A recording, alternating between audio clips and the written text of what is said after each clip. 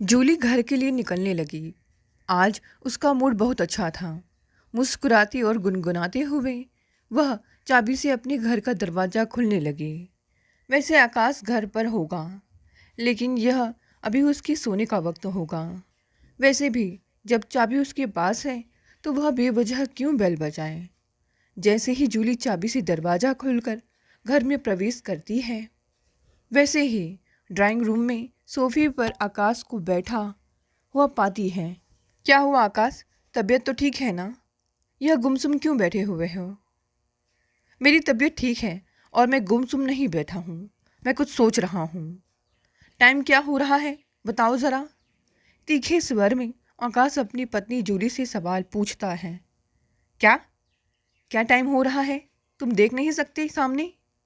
कहना क्या चाहते हो? मुद्दे पर आओ। जूली, अब बस बहुत हो गया। मैं जितना चुप बैठ रहा हूँ तुम उतना ही मेरे सिर पर चढ़ती जा रही हो। अब आकाश चिल्ला कर कहता है। जूली चिढ़कर बोली, तुम्हारी हिम्मत कैसे हुई मुझ पर चिल्लाने की? मैं शांति से बात कर रही हूँ तो तुम भी शांति से बात कर सकते हो। हमारी मीसा सो रही है और मैं उसकी गहरी नींद को डिस्टर्ब नहीं करना चाहती। आकाश जूली की बातों का पलटवार करता है। चलो रहने दो, यह ढोंग तो मेरे सामने मत रचो कि तुम एक अच्छी माँ हो और तुम्हें हमारी बेटी की बड़ी फिक्र है। अरे तुम तो एक घमंडी, खुदगर्ज और जिद्दी इंसान हो। मैंने कुछ फैसला लिया है कि अब बस तुम्हें खुद को बदलना होगा। यह क्या बात हुई कि तुम कोई जिम्मेदारी अपने सिर पर लेना नहीं चाहोगी और दिन ब दिन बेफिक्र होती जाओगी मेरे और हमारे बच्चे के प्रति। अब तुम कोई सिंगल लड़की नहीं हो जो सिर्फ तुम अपने ही बारे में सोचोगी। आज आकाश का गुस्सा सातवें आसमान पर था। वह इतनी दिनों से जूली की हरकतों को सहन कर रहा था, लेकिन अब पानी सिर से ऊपर चला गया था। इसीलिए आज जूली के घर आते ही वह उस पर बरस पड़ा। तुम्हें अब मीसा के बारे में सोचना पड़ेगा। क्या तुम भी दकियानूसी वाली बातें करते हो? मीसा को हम बेबी केयर में भेज ही रहे हैं। उसे कोई प्रॉब्लम नहीं है, तो तुम्हें क्या प्रॉब्लम है? अब मेरा मूड खराब ना करो, चलो सोने चले। जूली आकाश के गुस्से को नज़रअंदाज कर अपने बेडरूम में फ्रेश होने के लिए चली गई, जैसे वाकई उसे किसी की फिक्र ही नहीं है। बेडरूम में घुसते ही बेड पर बेटी मीशा को देखकर जूली ने चिल्लाकर कहा, मैंने इसके लिए पिछले 10 दिनों से अलग रूम में बेड लगा दिया है और आज फिर यह यहाँ। इसे उसके कमरे में ले जाऊं। बहुत मुश्किल से रोती रोती सो पाई है, फिर इसकी नींद खराब हो जाएगी। फिलहाल इसे यही रहने दो। जूली ने मीसा को उठाकर अलग रूम में ले जाने लगी। तभी आकाश ने गुस्से से उसके हाथ से छीनकर फिर उसे बेड पर सुला दिया। जूली ने भी गुस्से में चिल्ला कर कहा, हाउ डेयर यू असॉल्ट मी। मैंने कब असॉल्ट किया? बस तुम्हारे हाथ से लेकर बेबी को वापस बेड पर सुला दिया। आकाश बोला, इट्स ऑल द सेम। तुमने ताकत लगाकर छीना है मुझसे। Out both of you. इस रूम से निकलो तुम दोनों और मुझे सोने दो। शोर से मीसा उठ गई और वह डर गई थी। उसे गोद में लेकर आकाश मीसा के रूम में गया और दोनों वहीं सो गए। आकाश एक भारतीय मूल का इंजीनियर था। कुछ वर्ष पूर्व वह अमेरिका में आया था और उसे ग्रीन कार्ड मिल गया था। उसके माता पिता भारत में थे। अगले 1-2 साल में उसे अमेरिकी नागरिकता मिलने की उम्मीद थी। करीब 5 साल पहले उसने जूली से शादी की थी। हालांकि उम्र में वह आकाश से कुछ बड़ी थी। यह शादी उसके माता पिता की मर्जी के विरुद्ध थी। जूली उसी की कंपनी में रिसेप्शनिस्ट थी। जूली स्कूल से आगे पढ़ नहीं सकी थी। उसकी माँ का देहांत उसके बचपन में हो गया था और उसके पिता का भी निधन शादी के 1 साल बाद हो गया था।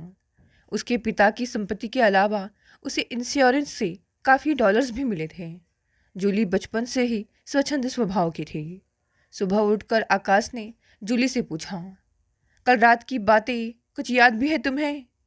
मुझे सब याद है, उतना ज़्यादा भी मैंने नहीं पी थी। अच्छा, अगर कुछ और पी लेती तो और हंगामा करती। हंगामा तुमने किया था, मैंने नहीं।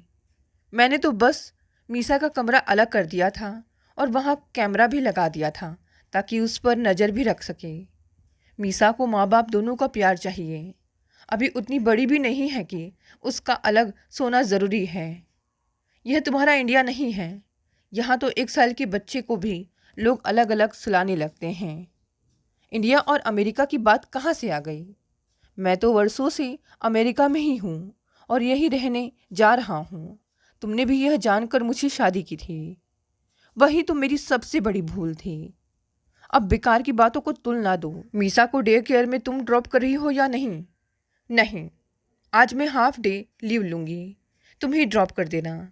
और हाँ, बॉस बोल रहा था तुम्हें समझाने के लिए, ऑफिस पी के ना जाया करो। किसी ने तुम्हारे खिलाफ कंप्लेन की है। बॉस की ऐसी की तैसी। वह जानता नहीं है कि नौकरी मेरी मजबूरी नहीं है, बस एक शौक है, टाइम पास। तुम्हारे लिए हो सकता है, पर ऑफिस टाइम पास के लिए नहीं है। तुम अपना काम करो और बॉस को मैं हैंडल कर लूँगी। जूली अक्सर वीकेंड में क्लब से नशे की हालत में घर आती और आकाश के साथ उसका झगड़ा होता। आकाश की क्लब में कोई रुचि नहीं थी। एक बार जूली ने इतनी ज़्यादा पी ली कि उसकी कार कोई दूसरा आदमी चला कर लाया और जूली को अपने दोनों हाथों से उठाकर घर छोड़ने आया। आकाश ने दरवाज़ा खोला तो देखते ही वह गुस्से से आंख बबूला हो उठा। उस आदमी को धन्यवाद दे विदा कर जूली से कहा, यह क्या बदतमीज़ी है? तुम्हें शर्म नहीं आती कि इतना पी लेती हो कि गैर मर्द को तुम्हें बाहों में टांग कर लाना पड़ता है? वह कोई अनजान नहीं था, मेरे स्कूल का साथी था। हम दोनों बहुत बार डेट पर भी जा चुके हैं। और क्या, तुम उसके साथ फिजिकल भी रही होगी। Shame on you. Mind your tongue. मैं कोई कुएं की मेंढक नहीं हूँ। तुम्हारी जैसी छोटी सोच नहीं है मेरी। मुझे घर से पूरी छूट थी। मैं जानता हूँ तुम्हारी स्टेप मॉम से नहीं पटती थी और तुम्हारा बाप जोरू का गुलाम था, इसीलिए ज़्यादातर तुम नानी के यहाँ रही, उसके बाद बोर्डिंग में रही। तुम मुझे एक दिन वेकेशन में मिली, न जाने कैसे अचानक मुझ पर फ़िदा हो गई। फ़िदा हो गई? My foot. तुमने मुझे ड्रिंक ऑफ़र की थी और मेरे साथ डांस करने के लिए रिक्वेस्ट की थी। मैं नहीं गई थी तुम्हारे पास। इस तरह तू मैं कर दोनों के दिन कट रहे थे। मीसा अब बड़ी हो चली थी।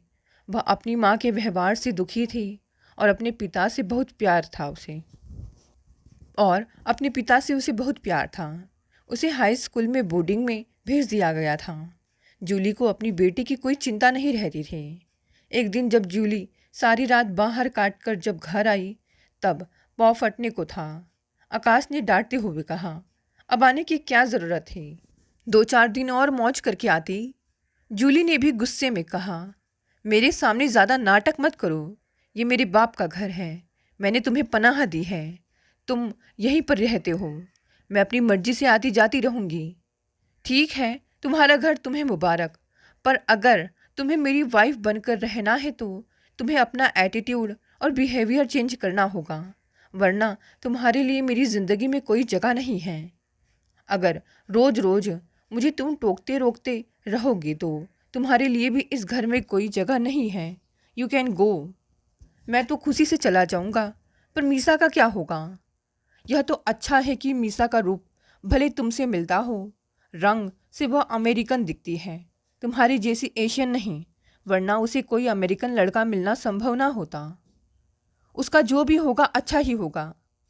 अगले ही दिन आकाश 3 बड़े बक्सों में अपने अपने कपड़े और ज़रूरी सामान लेकर कंपनी के गेस्ट हाउस में चला गया। 2 सप्ताह बाद वह एक अपार्टमेंट में चला गया। वहाँ उसे जूली के वकील के द्वारा तलाक का नोटिस मिला। आकाश ने अपनी बेटी को सारी कहानी बता दी। आकाश और जूली दोनों वकील के यहाँ बैठे थे। वकील ने कहा, जूली ने मतभेदों के चलते आपसे तलाक की मांग की है, इस विषय में आपका क्या कहना है? जूली ने सही कहा है, आकाश बोला। बेहतर है आप लोग संपत्ति का बंटवारा कोर्ट से बाहर आपसी सहमत से लेकर कर लें, वरना बहुत टाइम लगेगा। जूली ने तब वकील से कहा, यह बंगला मेरे डैड ने मेरी शादी के पहले ही मेरे नाम कर दिया था, उस पर आकाश का कोई हक नहीं है। तब आकाश ने कहा, अपना घर भी मैंने शादी से पहले ही खरीदा था, उस पर भी जूली का कोई हक नहीं होगा। उसकी ईएमआई भी अकेले मैं ही देता आया हूँ। फिलहाल उसे रेंट पर दे रखा है। तो वकील बोला, यह तो अच्छी बात है, बाकी चीज़ों का भी फैसला कर लें, जैसे कोई लोन वगैरह। आकाश और जूली ने तय किया कि दोनों की बैंक बैलेंस अपने अपने पास रहेंगे। कुछ फर्नीचर आकाश ने अपने कार्ड से ले लिया था, उसे वह अपने फ्लैट में ले जाएगा। वकील ने कहा, आपकी बेटी अब बड़ी हो चुकी है, कोर्ट के सामने उसे बोलना होगा कि वह किसके साथ रहना चाहती है। मीशा ने कोर्ट में अपने पिता के साथ रहने की इच्छा जाहिर की। कहा, कानूनन जूली का उस पर कोई अधिकार नहीं होगा। बिना मीशा की मर्जी के जूली उससे नहीं मिल सकती है। जल्द ही दोनों का तलाक हो गया। जूली के पास पैसे की कोई कमी नहीं थी, वह अपनी मर्जी से अपने लाइफस्टाइल से जी रही थी। आकाश ने अपना ट्रांसफ़र दूसरे शहर में करा लिया। उसने अपना घर बेच दिया। उस शहर में घर की कीमत बहुत ज़्यादा होती है। जितना पैसा उसे मिला उतने में वह यहाँ 2 बड़े घर आराम से खरीद सकता था। पर उसने 3 कमरे का एक घर खरीदा था। मीशा का एडमिशन हो गया। मीशा के हॉस्टल में 2.5 घंटे में पहुंचा जा सकता था, इसीलिए आकाश और मीशा का अक्सर मिलना भी हो जाता था। जूली 6 महीनों में एक बार मीशा से मिलने आती, कुछ देर साथ रहकर रात को वापस लौट जाती। इधर जूली अब बिल्कुल आज़ाद थे। उसने कंपनी का काम छोड़कर घर से ही अपना कुछ बिजनेस शुरू किया। वह हर रोज़ पीने लगी। एक दिन नशे की हालत में वह एक युवक से टकरा गई। तब युवक का फ़ोन सड़क पर गिरकर टूट गया। जूली की सॉरी बोलने पर उसने फ़ोन उठाते हुए कहा, एक तो पहले से ही मुसीबत में हूँ और इसे भी आज ही टूटना था। जूली ने टूटा हुआ फ़ोन अपने हाथों में लेकर कहा, आई एम वेरी सॉरी, इसे मैं ठीक करा दूंगी, तब तक तुम मेरा फ़ोन रख लो, मेरा कार्ड रख लो और मेरे फ़ोन का इंतज़ार करना। तुम अपना नाम तो बताओ। संदीप, बस इतना ही कहा उस युवक ने। जूली का संदेश मिलने पर संदीप एक होटल पहुंचा। वह एक 5 स्टार होटल था। जूली ने उसे वहां डिनर कराया और उसके बारे में कुछ जानकारी ली। संदीप ने उसे बताया कि वह भारत से एमएस करने आया है। उसे स्कॉलरशिप नहीं मिली है, पर उसे उम्मीद है कि कोई पार्ट टाइम जॉब करके वह पढ़ाई का खर्चा निकाल लेगा, पर अभी तक उसे कोई जॉब नहीं मिली है। संदीप की कहानी सुन जूली बोली, जितना समय तुम जॉब में दोगे उससे कम समय भी अगर तुम मुझे दो तो तुम्हारे सारे खर्च का इंतज़ाम हो जाएगा। वह कैसे? तुम देखते जाना। चलते समय जूली ने उसे लेटेस्ट मॉडल का फ़ोन देते हुए कहा, तुम्हारा फ़ोन रिपेयर करना बेकार है और उसमें कम खर्च में नया फ़ोन मिलता है। यहाँ लेबर बहुत कॉस्टली है। संदीप को लेने में संकोच हो रहा था। तब वह बोली, रख लो, मेरी तरफ से गिफ्ट समझो। और तुम कब मुझे समय दे सकते हो? वीकेंड में ही संभव होगा। नो प्रॉब्लम, मेरे फ़ोन का वेट करना। एक शनिवार जूली ने संदीप को फ़ोन करके एक स्टोर के पास बुलाया। जूली वहाँ कार लेकर उसका इंतज़ार कर रही थी। संदीप को बैठने को कहा और उसे लेकर एक प्राइवेट रिजॉर्ट में गई। वहाँ जाकर पूछा, तुम कितना वक्त दे सकते हो मुझे? मैं समझा नहीं। इसमें समझने की कोई बात नहीं है। तुम 2 दिन फ्री हो, तुम चाहो तो सोमवार सुबह तक हम दोनों यहाँ रुक सकते हैं। अगर जल्दी लौटना चाहो तो पहले लौट चलेंगे। मेरे साथ कोई औपचारिकता नहीं है, मुझसे फ्रीली बोल सकते हो। यह सुनकर संदीप उसे आश्चर्य से देखने लगा। संदीप को आश्चर्यचकित देख जूली ने कहा, अच्छा अब बताओ यहाँ कब तक रुक सकते हो? मैं कल शाम तक लौटना चाहूँगा। 2 घंटों में एक प्रोजेक्ट का बचा काम पूरा कर लूँगा। पर क्या यहाँ हमें एक ही रूम में रुकना होगा? अच्छा, इतना बड़ा सूट क्या 2 लोग के लिए काफ़ी नहीं है? संदीप और जूली करीब 2 दिन वहाँ रहे। संदीप ने फ्री लंच, डिनर, ड्रिंक और वाटर पार्क सबका आनंद लिया। संडे शाम को संदीप को ड्रॉप करते हुए जूली ने उसे $1000 कैश दिए। यही तुम्हारी जॉब रहेगी और इसी तरह तुम्हें नियमित पेमेंट मिलती रहेगी। कम लगे तो बताना। संदीप और जूली का इसी तरह मिलना होता। कभी वे आसपास शॉर्ट वेकेशन पर एक दिन के लिए निकल जाते। अब संदीप को कैश के अतिरिक्त अच्छे अच्छे गिफ्ट्स, लैपटॉप, कैमरा, महंगे वॉच आदि मिलते रहे। संदीप का करीब करीब पूरा खर्च जूली उठाती रही। दोनों की ज़रूरतें पूरी होती। देखते देखते संदीप की पढ़ाई भी पूरी हो गई और उसे जॉब भी मिल गई। जाते समय जूली बोली, अगर तुम चाहो तो बीच बीच में आ सकते हो, मैं रिटर्न एयर टिकट भेज दूंगी। अपनी यूनिवर्सिटी कैफेटेरिया के एक कोने में एक दिन मीसा कॉफ़ी पी रही थी। जिस टेबल पर वह कॉफ़ी पी रही थी वह एक छोटा सा टेबल था जिस पर सिर्फ 2 कुर्सियाँ थीं। उस टेबल पर आमतौर पर मीसा ही बैठा करती थी। बाकी टेबल पर स्टूडेंट्स ग्रुप में बैठते थे। मीसा को भीड़ या शोर पसंद नहीं था। उसी टेबल पर एक आदमी हाथ में कॉफ़ी का मग लिए आया और उससे पूछा, क्या आप किसी और का इंतज़ार कर रही हैं? मीसा कुछ पल उसे देखती रही, फिर मुस्कुरा कर बोली, जी मैं किसी का इंतज़ार कर रही थी। सॉरी बोलकर वह जाने लगा तो मीसा ने कहा, हेलो, आपने मेरी पूरी बात नहीं सुनी है। जी कहिए। दरअसल मैं आपका ही वेट कर रही थी, बोलकर मीसा मुस्कुरा उठी। फिर बोली, आप यहाँ बेतकल्लुफ़ होकर बैठ सकते हैं। थैंक्स, बोलकर वह बैठ गया। इस कैफेटेरिया में आपको पहली बार देख रही हूँ। जी मैं संदीप हूँ। आज ही कंप्यूटर साइंस में टीचिंग असिस्टेंट के पद पर ज्वाइन किया है। ग्रेट, तब मैं आपकी छात्रा मीशा हूँ, बीटेक फाइनल में हूँ। खुशी हुई आपसे मिलकर। अगर मैं गलत नहीं तो आप एशियन लगते हैं। यस, मैं इंडियन हूँ। और अगर मैं गलत नहीं तो आप रंग से अमेरिकन और रूप से इंडियन लगती हैं। बिल्कुल सही पकड़ा है आपने। मेरे डैड भारतीय हैं और मॉम अमेरिकन हैं, पर अब वे अलग हो चुके हैं और मैं डैड के साथ रहती हूँ। कुछ देर खामोश रहने के बाद संदीप बोला, आप एकांत में इस कोने में बैठी किसी का इंतज़ार कर रही होंगी, इसीलिए मैं आपसे पूछ बैठा था। मैं अक्सर यहीं बैठना अकेले पसंद करती हूँ। शायद कल से यह सीट खाली नहीं रहेगी। क्यों? क्योंकि इस पर आप बैठे होंगे। आप मजाक अच्छा कर लेती हैं। वैसे मजाक करने का मौका बहुत कम मिलता है, पर मैं आपकी स्टूडेंट हूँ। आप मुझे तुम कहें तो बेहतर होगा। मीसा और संदीप में नज़दीकियाँ बढ़ती गई। दोनों एक दूसरे को चाहने लगे थे। मीशा के डैड आकाश को भी संदीप पसंद था। 6 महीनों में मीसा ने बीटेक पूरा किया। तब संदीप ने उससे कहा, अब हम दोनों शादी कर सकते हैं। मैं और डैड भी यही सोच रहे हैं। तब शुभ काम में देरी नहीं होनी चाहिए। इसे भी जल्दी निपटा लेते हैं दोनों मिलकर। शादी की तैयारियां हो रही थी। शादी के कार्ड भी छप चुके थे। आकाश, मीसा और संदीप एक साथ वेडिंग की प्लानिंग कर रहे थे। आकाश और मीसा गेस्ट लिस्ट बना रहे थे जहां कार्ड भेजने थे। संदीप ने अपने भी कुछ गेस्ट के नाम लिखवा दिए थे। संदीप मीसा का फ़ोटो एल्बम देख रहा था। उसमें अचानक उसकी नज़र जूली की फ़ोटो पर पड़ी। उसने मीसा से पूछा, ये लेडी कौन है? ये मेरी माँ है।